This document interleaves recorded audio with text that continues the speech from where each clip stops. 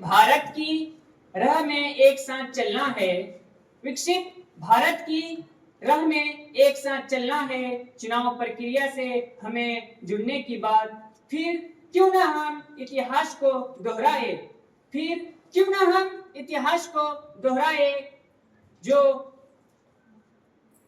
एक साथ सदन में उपस्थित विश्व के महान लोकतांत्रिक गण्य नागरिकों, आप सभी को मेरा बहुत बहुत नमस्कार। मैं नाजिम अख्तर पाकुर बीएड कॉलेज से, नोडल डिस्ट्रिक्ट दुमका से। आज का विषय है एक राष्ट्र एक चुनाव। सरकार का मानना है कि एक राष्ट्र एक चुनाव के विचार से लागू होने से देश में विभाजनकारी राजनीति प्रोत्साहित होगी, संसाधन में किफायत से बढ़ेगी, लेकिन हमारे देश में शासन प्रतिष्ठा पर रुकावट होगी।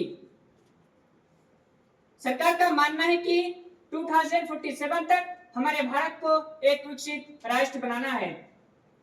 प्रधानमंत्री नरेंद्र मोदी की सरकार ने इस दिशा पर बड़े कदम उठाते हुए 18 सितंबर 2047 में एक मंत्री बैठक में हमारे माननीय पूर्व राष्ट्रपति रामनाथ कोविंद को अध्यक्षता में समिति उच्च स्तर पर एक बैठक में इस पर स्वीकार किया।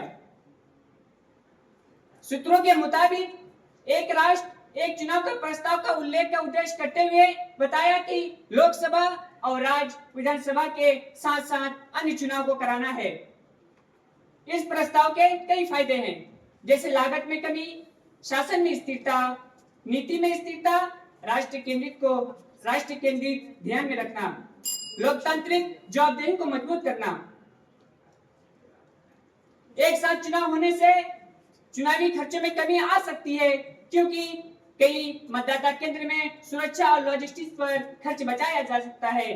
बार बार चुनाव होने से लगातार राजनीतिक प्रचार में चक्र बंधे रहते हैं और शासन में रुकावट आती है।